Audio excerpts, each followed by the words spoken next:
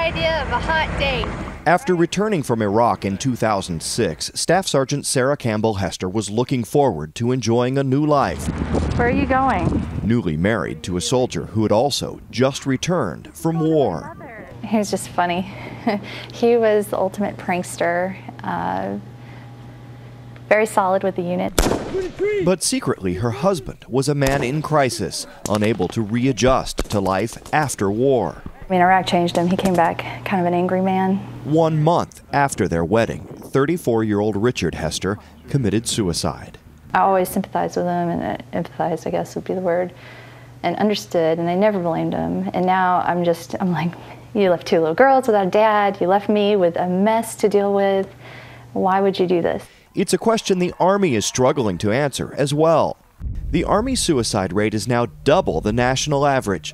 Fort Hood has had a record 20 confirmed or suspected suicides this year, 4 in just 1 week in September. And while it's clear the stress of 9 years of war contributes to the problem, it's not the only cause.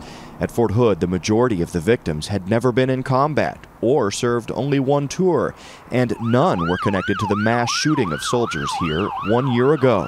While commanders at Fort Hood say there's no single factor contributing to the spike in suicides, they believe there is a solution: better leadership. Are you thinking of committing suicide? Unit leaders are now being trained to better spot the warning signs of suicide and encourage soldiers to ask for psychological help, not punish them if they do. I can work their bodies until they can pass their PT test, no problem.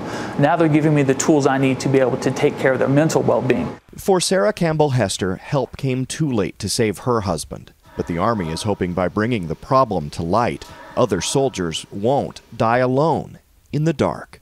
Don Teague, CBS News, Fort Hood, Texas.